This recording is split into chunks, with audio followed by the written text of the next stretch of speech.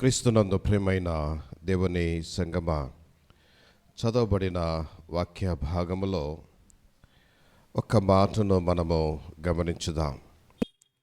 4వ వచనములో గమనించినట్లయితే, ఆయన నిర్దోషి అయి నమ్ముకొనదగిన దేవుడు. ఆయన నమ్ముకొనదగిన దేవుడు. క్రీస్తునందు ప్రియమైన దేవుని సంగమ, ఈ దేవుడు చేయి విడిచే దేవుడు కాదు. ఈయన నమ్ముకొనదగిన దేవుడు. ఆపత్కాలమున ఆయన నమ్ముకొనదగిన దేవుడు అని చెప్పి భక్తుడైన దావీదు చెబుతూ ఉంటాడు. క్రీస్తునందు ప్రియమైన దేవుని సంగమ, దేవుని ప్రజలమైనటువంటి మనము నమ్మదగిన దేవుని పట్ల మన యొక్క విశ్వాసపు యొక్క పరిమాణము ఎలాగున్నది అన్నది కూడా మనము గమనించవలసిన వారమై ఉంటున్నాం. మన విశ్వాసం ఏ పాటిది, మన యొక్క స్థితి ఎలాగుంటున్నది అన్న విషయాన్ని మనము గమనించవలసిన వారమై ఉంటున్నాం. ఆయనను గూర్చి భక్తుడైనటువంటి యోబు ఏమంటున్నాడంటే, ఆయన సర్వశక్తుడు అని అంటూ ఉంటున్నాడు. 22వ అధ్యాయములో 23వ వచనములో మొదటి మాట, సర్వశక్తిని వైపు నీవు తిరిగిన ఎడల అని అంటూ ఉంటున్నాడు. అంటే ఆయన సర్వశక్తుడు, నమ్మదగినటువంటి దేవుడు, సర్వశక్తుడైనటువంటి దేవుడై ఉంటున్నాడు. ఆ దేవుని యొక్క సంఘము, ఆయన దేవుని యొక్క ప్రజలమైనటువంటి మనము ఒకసారి గమనించవలసిన వారమై ఉంటున్నాం. మన యొక్క నమ్మకం ఎవరి మీద ఉన్నది? మన నమ్మకం అపనమ్మకమైనటువంటి మనుషుల మీద ఎంతగానో మనం ఆధారపడుతూ ఉంటాం. మనుష్యుడు నమ్మదగిన వాడు కాడు అనే వాక్యం సెలవిస్తుంది. ఏ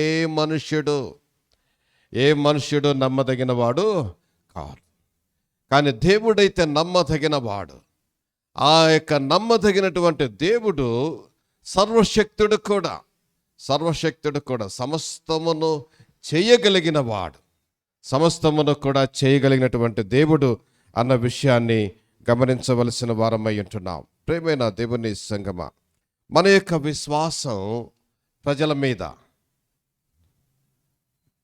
లేక ఈ దినాలలో మనము సృష్టించుకొనుచున్నటువంటి పనికరాల మీద, నేను ఈ మైక్ పట్టుకున్నాను, నమ్మకం దీని మీద నా యొక్క వాయిస్ని బౌన్స్ చేస్తుందని నమ్మకం, నా యొక్క స్వరాన్ని మీకు వినిపించటానికి ఇది నాకు సహాయపడుతుందన్న నమ్మకం, అక్కడ కెమెరా ఉంది దాని మీద నమ్మకం, అది తప్పనిసరిగా మరి టెలికాస్ట్ చేస్తుందన్న నమ్మకం. ఈ యొక్క కొంతకాలమే పనికి వచ్చి తర్వాత పనికి రానిటువంటి వాటి మీద మనకు అంత నమ్మకం అంటుండగా, ఆదియో అంతమునైన వాడు, నిన్న నేడు నిరంతరము ఏకరీతిగా ఉన్నవాడు, మార్పు చెందనటువంటి దేవుడు, మార్పు లేనటువంటి దేవుడు మన దేవుడు. ఆ దేవుని పట్ల మీ యొక్క నమ్మకం, మన నమ్మకం ఎంత అయినది అన్నది మనము ప్రశ్నించుకోవలసిన వారమై ఉంటున్నాం. మన నమ్మకం ఎంత మాత్రం? బస్సులో కూర్చుంటాం, కారులో కూర్చుంటాం, బైక్ మీద కూర్చుంటాం, అదేమైపోతుందో తెలీదు. ఇప్పుడు వినబట్టలేదు. కానీ పాతకాలంలో అనేవారు, యాక్సిడెంట్ అయితే వెంటనే దానికి ఒక మాట వెంటనే జోడించేవారు. ఏంటి అంటే బ్రేక్ ఫెయిలర్ అంటాడు. బండి ఎక్కినప్పుడు బండి నడిపించే డ్రైవర్కి తెలియదు ఇది బ్రేక్ ఫెయిలర్ అవుతుంది అని చెప్పి. అది ఎక్కడో పోయి గుద్దుకున్న తర్వాతనే తెలుస్తుంది బ్రేక్ ఫెయిలర్ అని. కానీ దేవుడు అలాంటి వాడు కాదు. ఆయన మన జీవితంలో నమ్మకమైన వాడు. మన బ్రతుకులను ఆయన సర్వశక్తి అయినటువంటి దాని యొక్క శక్తితో మనను ఆశీర్వదించగలిగినటువంటి దేవుడు.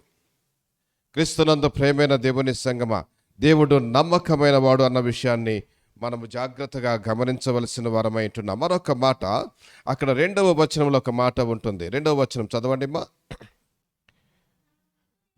నా ఉపదేశము వానవలే కురియను, నా వాక్యము మంచు వలెను, లేతి గడ్డి మీద పడు చినుకుల వలెను, పచ్చిక మీద కురియు వర్షం వలెను ఉండును.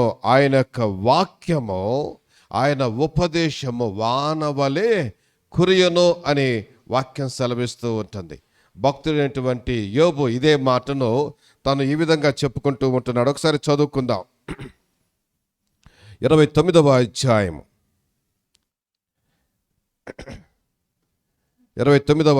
18 నుండి చదువుతాలి.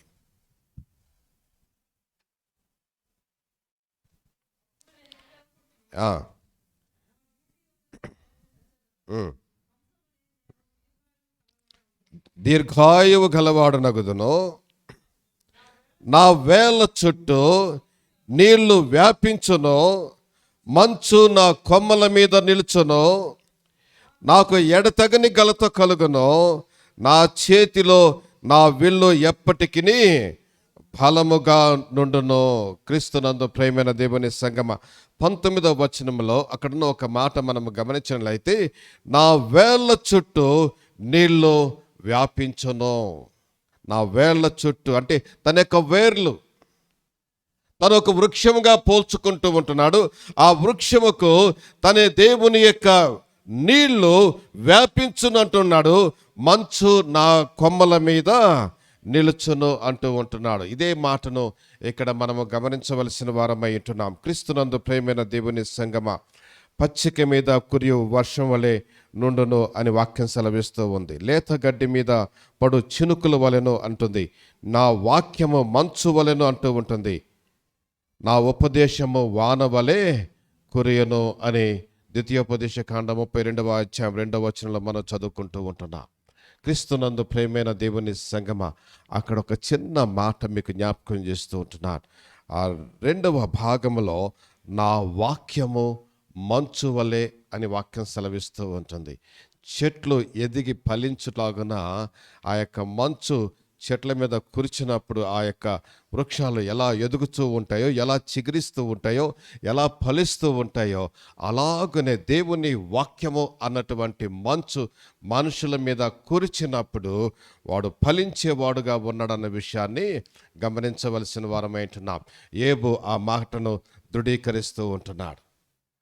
దేవుడు ఆ యొక్క మాటను అక్కడ దృఢీకరిస్తూ ఉంటున్నాడు. క్రీస్తునందు ప్రియమైన దేవుని సంగమ, మంచు నా కొమ్మల మీద నిలుచును అంటే దాని అర్థం, ఆ మంచు అన్నటువంటి దేవుని వాక్యము నా మీద నిలుచున్నప్పుడు నేను వాక్యమందు స్థిరుడుగా ఫలించేవాడుగా ఉంటాను అన్నటువంటి అర్థాన్ని చేకూరుస్తూ ఉంటుంది.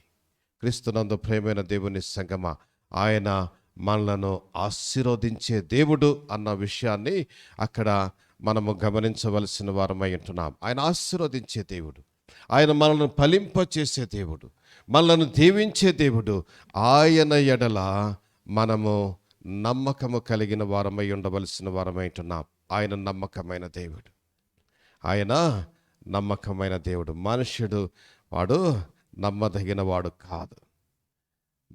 ఏ మనుషుడు కూడా నమ్మదగిన వాడు కాదని వాక్యం సెలవిస్తూ ఉంటుంది. కానీ దేవుడు, నీవు నేను నమ్ముకున్న దేవుడు, మన కొరకు ప్రాణం ఇచ్చినటువంటి దేవుడు, మనలను తన యొక్క రాజ్యములో ప్రవేశింప చేసుకున్నటకు తన యొక్క కుమారుడైన క్రీస్తుని ఈ లోకమునకు పంపి ఆ కల్వారి శిలువలో రక్తము చిందినంతగా ఆయనను శిక్షించి బలియాగముగా ఆయనను సమర్పించి మన కొరకు ప్రాణం పెట్టినటువంటి క్రీస్తు యొక్క తండ్రినటువంటి దేవుడు నమ్మదగిన దేవుడు. ఆయన నమ్మదగిన దేవుడు. Is a faithful God, is an faithful God. క్రీస్తునందు ప్రియమైన దేవుని సంగమ, ఓసారి ఆలోచించుకుందాం. మన జీవితంలో దేవుడు ఎంత నమ్మకమైన వాడుగా ఉన్నాడో ఓసారి మనం ప్రశ్నించుకుందాం. ఆయన ఎంత నమ్మకమైన దేవుడో. మనం అడిగిన వాటిని ఇచ్చాడు. ఇక్కడున్న వాళ్ళు ఎవరైనా చెప్పండి, దేవుణ్ణి ఫలానా విషయంలో నేను అడగా ఆయన నాకు ఇవ్వలేదు అన్న వాళ్ళు ఎవరైనా ఒకసారి చేతులు ఎత్తండి. నీవు కోరుకున్న వాటిని నీకు ఇస్తూ ఉంటున్నాడు. నీ అక్కరలు తీరుస్తూ ఉంటున్నాడు. నీ భయపడు వేళలో ఆయన నీకు తోడుగా ఉండి నిన్ను బలపరచువాడుగా ఉంటున్నాడు. నీ యొక్క బలహీనతలలో, నీ వ్యాధులలో నీ ప్రక్కనే ఉండి చేయి పట్టి నిన్ను లేవనెత్తే దేవుడుగా నీకుంటున్నాడు. నా కథ అయిపోయిందిలే, నా బ్రతుకు ముగిసిందిలే అనుకున్నటువంటి తరుణాలలో కూడా ఆయన నిన్ను విడువక నిలబెట్టి నడిపించుచున్నటువంటి నావికుడు ఆయన నమ్మదగిన దేవుడు. క్రీస్తునందు ప్రియమైన దేవుని సంగమ, ఆయన రాయో రప్పో మరొకటి కాదు. ఈయన నమ్మదగిన దేవుడు. ఈయన మనుష్యుడు కాదు. ఈయన మీద నమ్మకము లేకుండా వేరొక దానిని ఆశ్రయించటానికి ఈయన సర్వ సృష్టికి కారకుడైనటువంటి దేవుడు, సర్వశక్తిమంతుడైనటువంటి దేవుడు. ఈ దినాన నీవు నేను చూచుచున్న ప్రతి దానికి కారకుడు ఆయనే. అనుభవించుచున్న ప్రతి దానికి కారకుడు ఆయనే. ఆయన నమ్మకమైన దేవుడు, ఆయన నమ్మదగిన దేవుడు అని మనం గమనించవలసిన వారమై ఉంటున్నాం. ఈ నమ్మదగినటువంటి దేవునికి ఉన్నటువంటి ఒక 3 విషయాలు మీకు జ్ఞాపకం చేసి నేను ముగిస్తాను. 4వ వచనంలో అక్కడ గమనించినట్లయితే ఆయన ఆశ్రయదుర్గముగా నున్నాడు. హల్లెలూయా. ఈ నమ్మదగిన దేవుడు ఎలాంటి వాడంటే నీకు ఆశ్రయమై ఉన్నాడు. నీవు ఒంటరివైనప్పుడు, బలహీనతలో ఉన్నప్పుడు, లేక నీవు భయపడుతున్నటువంటి వేళలో నీకు ఆశ్రయమైన దేవుడుగా ఉంటున్నాడు. ఆయన నీ పట్ల కార్యములు చేయగలిగిన వాడు. ఆయన కార్యము సంపూర్ణము. మన జీవితాలలో కార్యములు చేయగలిగిన వాడు. ఆయన చర్యలన్నీ న్యాయములు. ఆయన చర్యలన్నీ న్యాయములు. ఆయన అన్యాయస్తుడు కాదు అని వాక్యం సెలవిస్తుంది. ఆయన న్యాయమైన రీతిగా కార్యములు చేయువాడై ఉంటున్నాడు. తర్వాత ఆయన నిర్దోషి అయినటువంటి దేవుడు.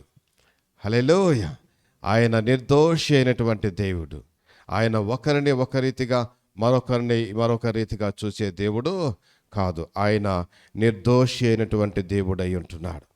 చివరి మాట, ఆయన నీతిపరుడు, యథార్థవంతుడు. హల్లెలూయా.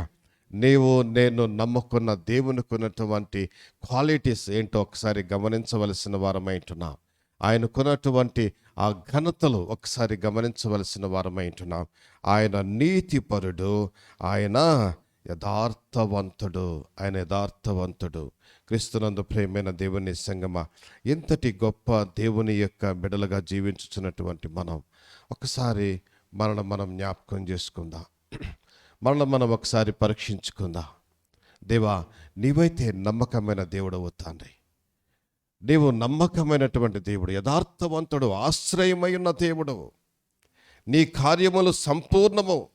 నీ చేసే ప్రతి కార్యము కూడా న్యాయమైనవి. నీవు నమ్ముకొనదగిన దేవుడవు తండ్రి, నమ్మకమైన దేవుడవు. ఇదిగో దేవా, నీ ఎదుట నేను కూడా నమ్మకమైన వాడుగా, నీతిపరుడుగా, యథార్థవంతుడుగా జీవించటానికి నాకు నేర్పించు తండ్రి. నీ యొక్క వాక్యము అన్నటువంటి మంచు నా మీద కూడా కురియింపచేసి నన్ను ఫలింపచేయము తండ్రి అని ప్రభు సన్నిధిలో కోరుకుందాం. మనం ప్రభుకు ఒకసారి సమర్పించుకుంటూ ఆయన సన్నిధిలో మనము, దేవా, నన్ను నీ యొక్క కుమారునిగా, కుమార్తెనిగా చేసుకున్నావు తండ్రి. నాలో నా తండ్రి యథార్థత, నిర్దోషత్వము, నాలో నీతి నివసించులాగన నీ కృప నాకు తోడుగా ఉంచుము తండ్రి. నీ ప్రభువుని స్తుతిస్తూ ఆయన్ని ఆరాధిస్తూ ఆయనను కోరుకుందాం. ఆయన సన్నిధిలో ప్రార్థన చేసుకుందాం. ఆయన సన్నిధిలో మనం ప్రభుకు సమర్పించుకుందాం.